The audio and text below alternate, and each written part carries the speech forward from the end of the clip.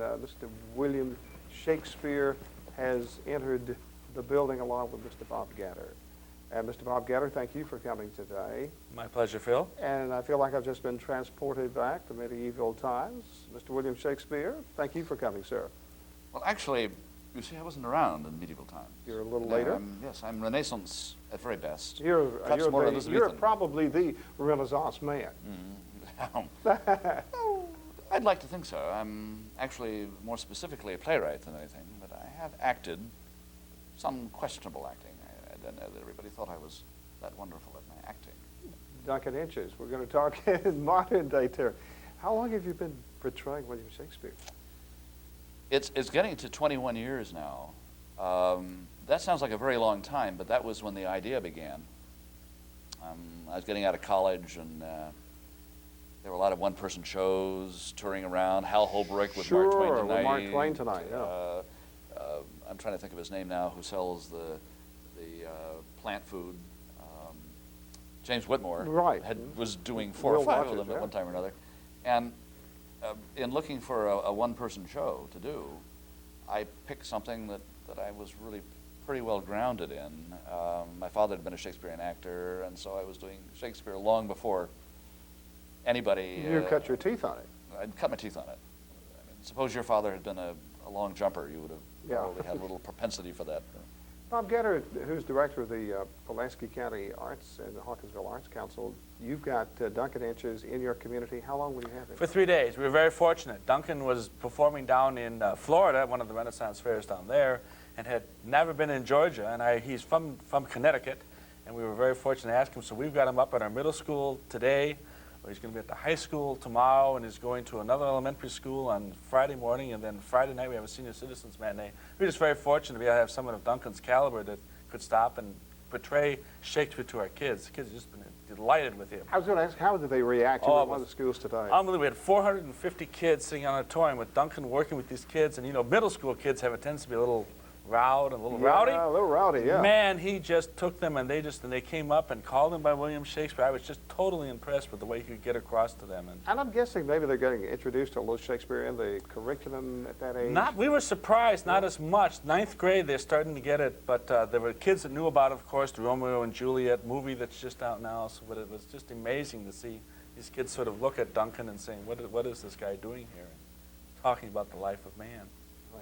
There is the controversy that rages across the ages. Did you write your plays, or did someone else write your plays under a pseudonym?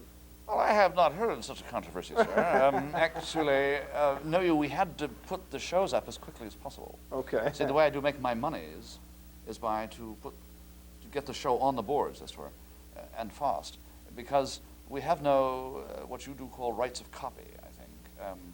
So that once the show has gone up, anybody can come and steal, copy, and so on. So for us to get the show up quickly.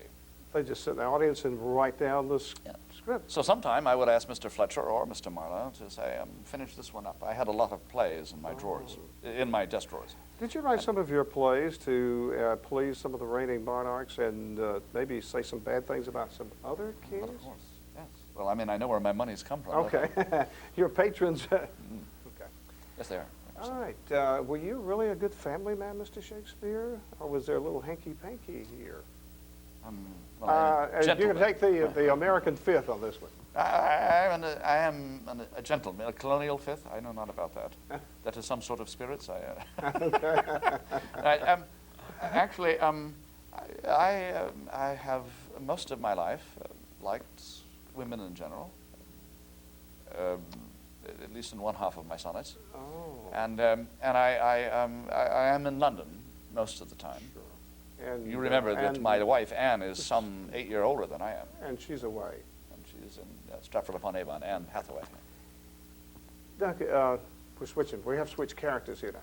Duncan Inches, do you have a particular favorite of all the plays? It sounds easy to say, but Hamlet. I love Hamlet. Okay. Yeah, I think that I would know. Say that I went to New York and it's been done, where 2 actors are doing Hamlet at the same time. I could hardly wait. I would go from one to the other and maybe go back to see them over again to see the comparisons. Hamlet, for me, holds new things every time I see it. Well, do you like some of the modern presentations? I think they take awful liberties with the play and staging. I'm a traditionalist. What do you think? I like the invention. I like showing Shakespeare's work for all time, and that it'll fit into almost any time. I just think you need to have an intelligent idea when you do this. Pull some idea, some theme, some reason why you're doing it that can be justified within the script itself. If you're just saying, well, I'm going to make it the 50s, I see the jukebox over there, the 50s, there should be something in the script that you yank that makes that work thematically or story-wise. There should be some intelligent approach to it, I think. The reaction you get from the kids, Bob said they just really ate this thing up. They sort of get into it and they get transported back in time and they think you are William Shakespeare. I think so. Well, you know, what I'm doing is I'm not actually doing Shakespeare's plays. You're doing William Shakespeare. It's a pastiche. Right. Yeah, and you do it's some pasted scenes together. from some of them? Well, it's actually a play we put together. A Little Touch of William in the Night is one of the plays that I do. And he's telling the story of his life, framed in the 7 Ages, which is a speech of his from, actually Jaques, from As You Like It. And it's about 7 ages. So he gets to each age of man and gets carried away with that age, either as what it was to be Elizabethan or what it was to be William Shakespeare. Not too long ago, PBS did one of the plays, I forgot which one, and I went over and pulled one of our copies out and was trying to follow the script, and they're skipping whole sections. Does that happen all the time? Yes. You know I'm Duncan Inches now, right? Yeah, Duncan Inches. Now, I'm sorry. We got to let you. We got to sign. We'll get some paddles and hold them up so you know which one you are. Okay. Well, the Mel Gibson thing. It's not really Mel Gibson's script. It's Zeffirelli who did the Romeo and Juliet. Right. You know that the play Hamlet, especially recently, is 4 hours plus, running about 4:20 if you don't cut anything. And the Mel Gibson film ran about 2 hours. And you figure part of that's titles and horseback riding. So there isn't a whole lot of Shakespeare left. And the problem, you can do it that way. You just have to be careful that you're keeping some of the essentials, I think. And I'm not sure that film did in every moment. It brought a lot of kids into it. Okay, Hamlet. you say Hamlet is Duncan Inches is your favorite of the plays. What is your favorite part? The soliloquy? Well, I have a lot of favorite moments in it, funny ones and things, but in fact, one of the performances I do is Shakespeare writing his Hamlet. And I talk about, at one point, a very long speech, which I wouldn't attempt to do for you. It begins, "Oh, what a rogue and peasant slave am I." But it really kind of tells the story of the whole play, especially where I get to the part, as I do the thing.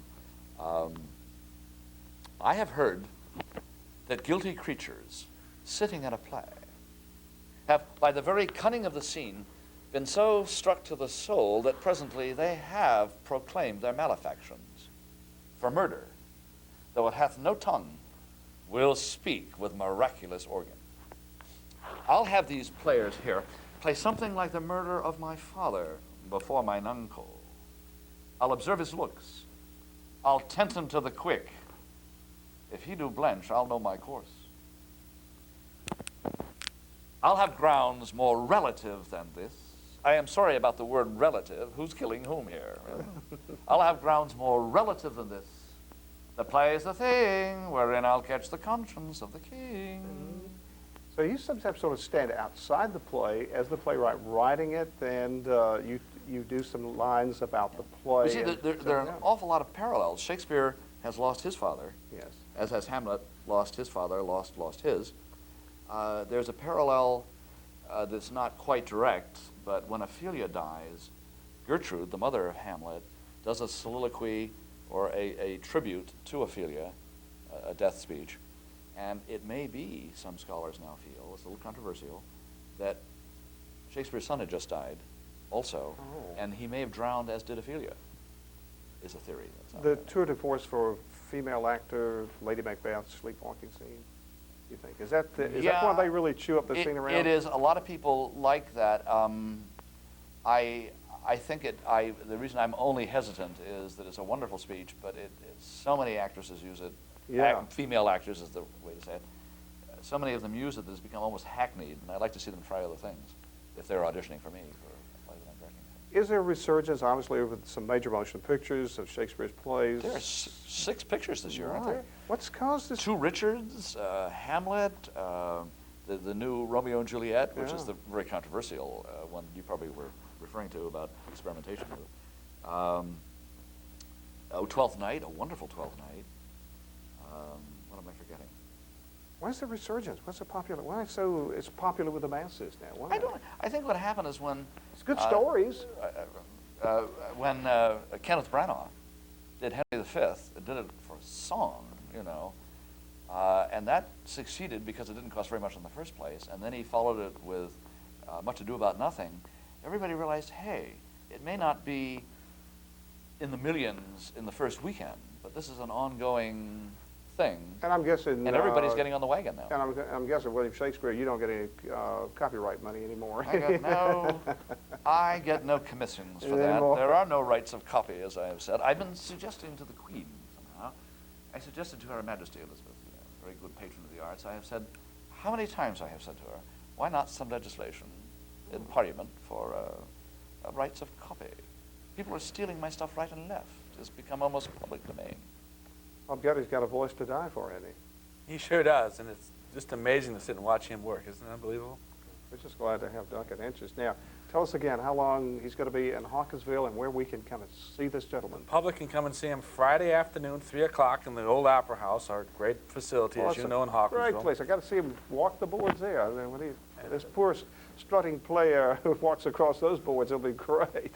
And thanks to the Sunmark Community Banks, who has helped support bringing Duncan here, we're able to offer that concert free to our senior citizens. So it's a free concert, a free afternoon, to have an afternoon with William Shakespeare and to hear what's going on, reception following. So anyone that's out there, it's not restricted to senior citizens, but we certainly encourage you to come out. But anyone, 3 o'clock this Friday at the old Opera House. In Hawkinsville. In Hawkinsville. Okay, and he's in the schools In and the schools, interacting with them. next couple days, yes, sir. You know, it's very nice to have a minute. It's very nice when I can do it in an old setting, even if it's not exactly the period, that I have the antique set pieces, and it's in a nice old building. It really adds to the ambiance. Let me see if I can sneak over there. I want to see it Saturday, Friday afternoon. Phone number, Bob, where they can call you? 783-1884. Bob Gatter, thank you for coming today. Thank you, Phil, as always. Duncan Inches, William Shakespeare, thank you so much for coming. Thank you for having me. It's a great deal.